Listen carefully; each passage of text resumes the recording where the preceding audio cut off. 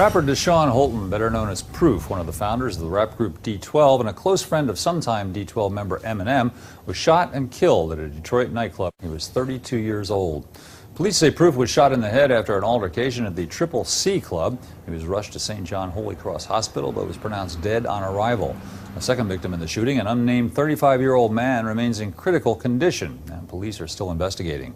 Proof often shared the stage with Eminem. He was even the best man at M's wedding this past January, but he was also an important figure in the Detroit hip-hop scene. Here's the story. Here's the story. Here's the story.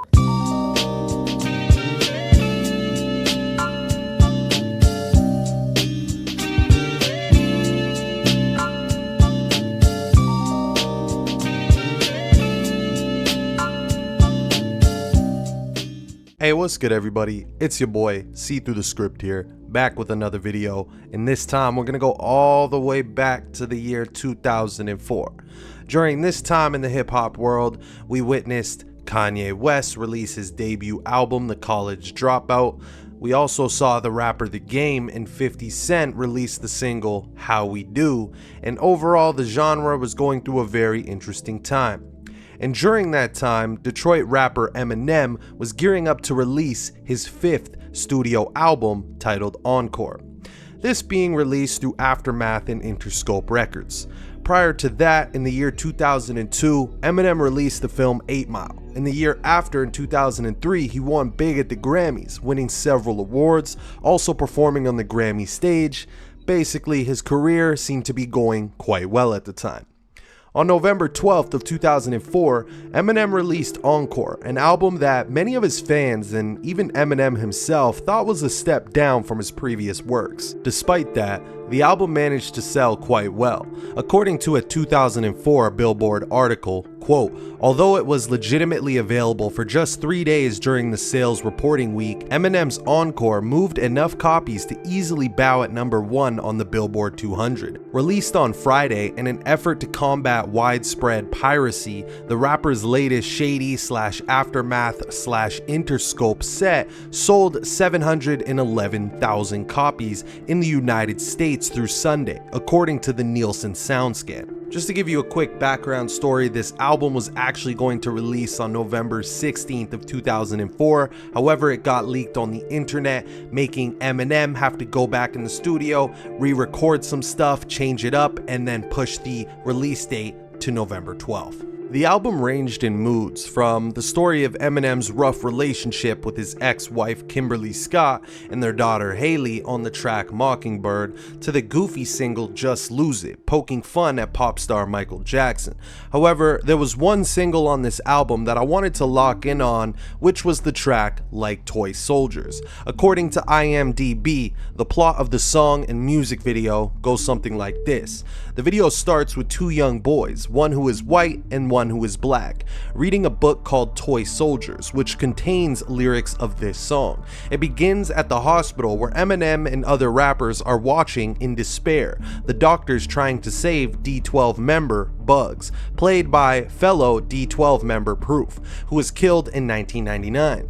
Eminem is then seen in a series of scenes rapping the song in a deserted alleyway, before the video goes through a series of scenes showing the various feuds mentioned in the song. They include seeing the news, rappers battling in studios, and street encounters. Near the end, Eminem stands shocked seeing the shooting of Bugs. It switches back to the hospital where Bugs dies and finishes at his funeral, which has a choir in which the black child and the white child from When Martika starts to sing. And for those who don't know, Martika made a song called Toy Soldiers, which Eminem sampled for this track. Now, the reason I want to talk about this track and its video is because of what would transpire a little less than 2 years after its release. We all know that throughout the years, mainstream entertainment has used predictive programming through television, films, and even music videos. Sometimes it's for a more world-altering event like 9/11, for example, and all the predictive programming that came with that, or all the way to a death of an individual, whether that be the entertainer themselves or a friend or family member of theirs. Now, just based off the title of this video, you probably know exactly where I'm taking it. However, before we get into it, for those who hadn't seen my previous video titled The Faustian Bargain, A Deal with the Devil, I highly recommend doing so as I go more in depth on the topic that we'll be touching on today. However, in short, a Faustian bargain is a pact whereby a person trades something of supreme moral or spiritual importance, such as personal values or the soul, for some worldly or material benefits, such as knowledge, power, or riches. A Faustian bargain is by nature self-defeating for the person who makes it, because what is surrendered is ultimately far more valuable than what is obtained, whether or not the bargainer appreciates that fact. Now, with the rapper Eminem experiencing the highlights of fame, from awards to films, you know the devil had to come knocking at his door eventually.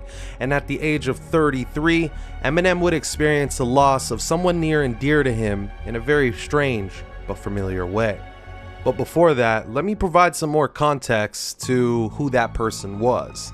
In the early 1990s, Eminem was getting into the world of hip-hop, and in doing so, he linked up with a Michigan man by the name of Deshaun Holton, better known as Proof. Proof was already making a name for himself in the Detroit rap scene through his freestyling skills.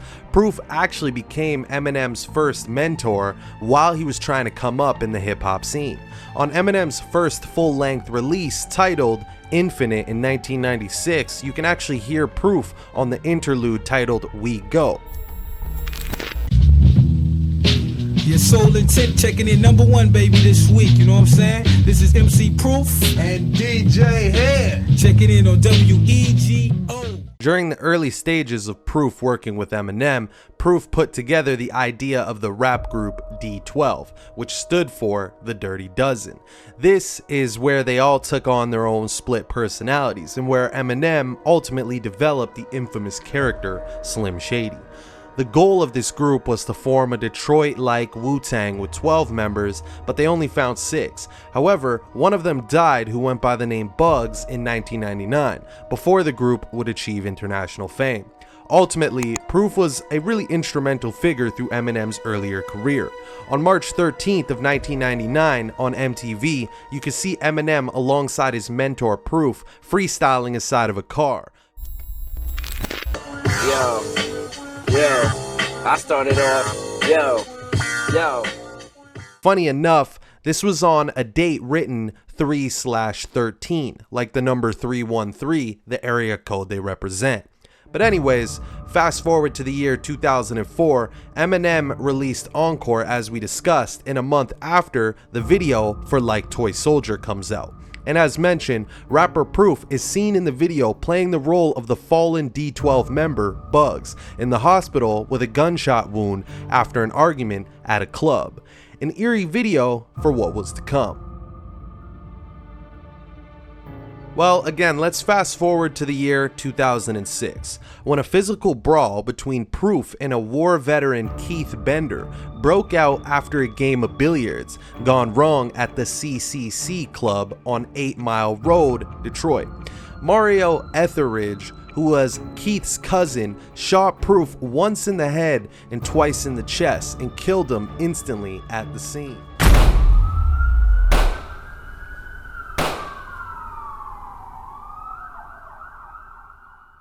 Now, I mean, what are the odds of that? Less than 2 years before Proof dies, he is in a music video being shot outside of a club, only for that very event to transpire in his real life less than 2 years after the making of that video.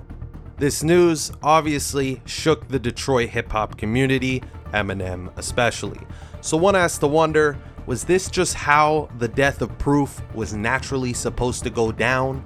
Or was this a form of black magic, or forecasting, or even predictive programming? I mean, the role he played in Like Toy Soldier is almost a play-by-play as to what happened in his real life. So let's break it down by the numbers, of course, and like usual, by the end of the video, you can make up your mind as to whether this was Eminem's Faustian bargain, or if it was just the way of the world. First thing I want to share is the gematria of Proof's name. Notice it holds the value of 34 like the words murder and rapper. He was a rapper who was murdered. It's fairly straightforward.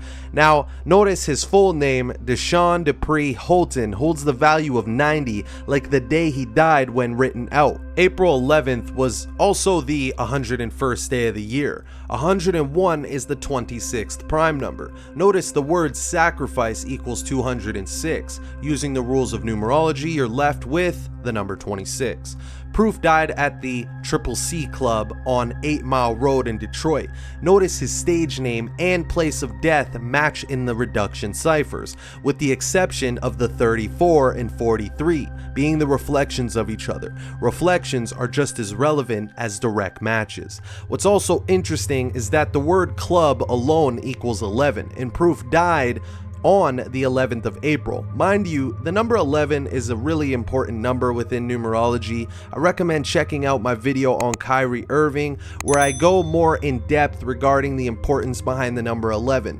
Moving on, notice Proof played the role of Bugs, the fallen D12 member who was killed back in 1999. Notice Proof equals 20, like the name Bugs, and the word death. Again, the video revolves around the death of Bugs, played by Proof. What makes the connection even more fitting is how Proof's full name matches with the title of the song, both having the value of 90. Again, it is as if he was picked for this video by the numbers to set up the real version of his death less than 2 years later.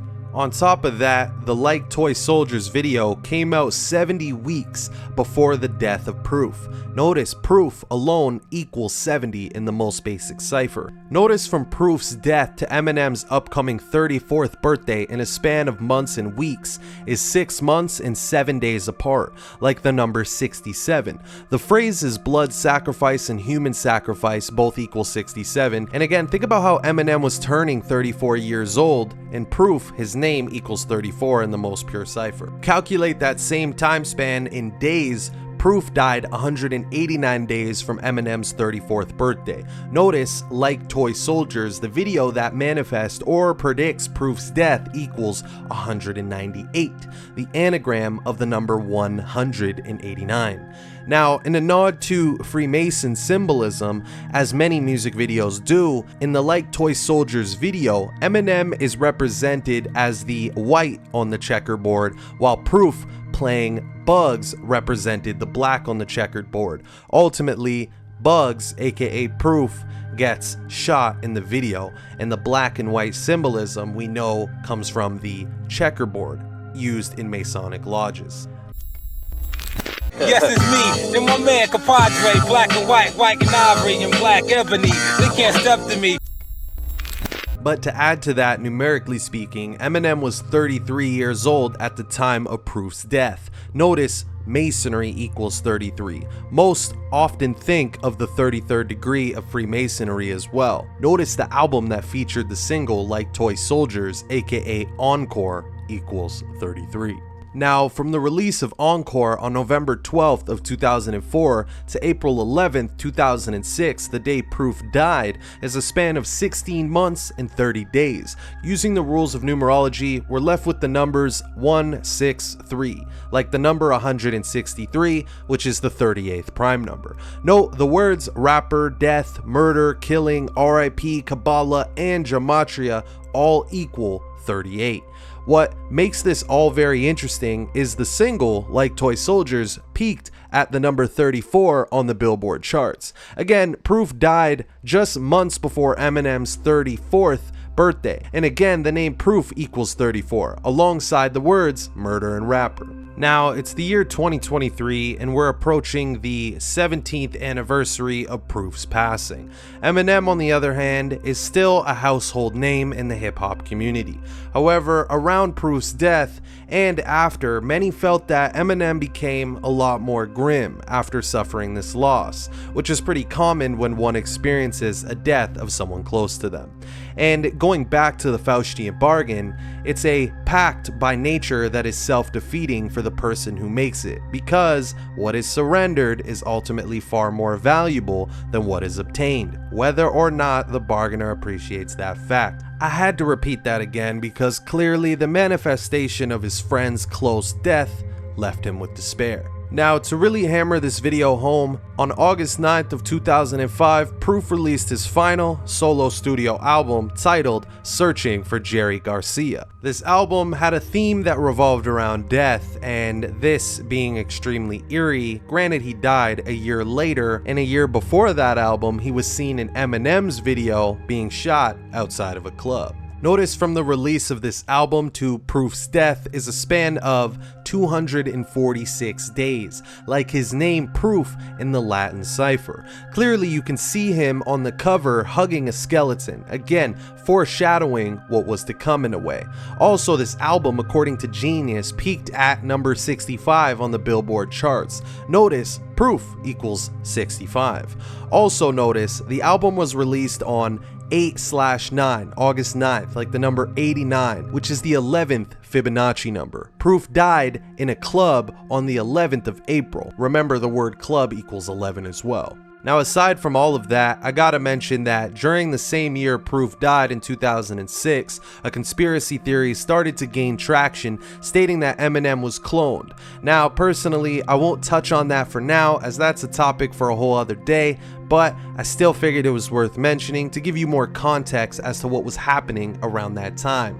Also, for those who hadn't seen my video titled The 42 and 59 Connection, definitely check it out because I discussed the importance of the number 59 and how it's relevant in relation to black people. I bring this up because Eminem's stage name holds the value of 59, and think about how he was for the longest time one of the few white rappers in a predominantly black industry, and think about how he's also close friends with the rapper Royce da 5'9".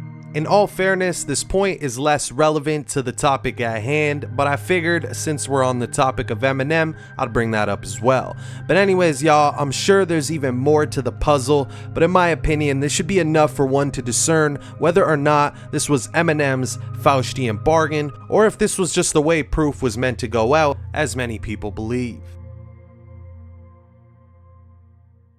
Seriously though, I appreciate all of those who stuck around and watched the whole thing. By now, y'all know the drill. Be sure to drop your boy a comment, tell me what I missed or correct me on anything if I got it wrong. Make sure to also smash that like button, share the video, and most importantly, subscribe, man. Remember, all of those things are free to do. Lastly, RIP goes out to the rapper Proof. It's been your boy Script, and I'm out of here. Peace. Peace. Peace.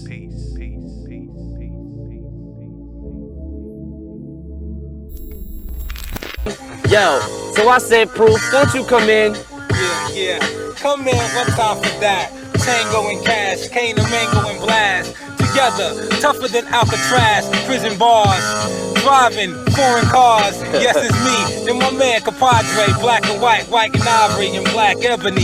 They can't step to me, weaponry is heavenly. They can't see us in the 313 vicinity. Hey yo, M, hi. Yo, my name is Big Proof. My name is Slim Shady. And I'm Dirty Harry.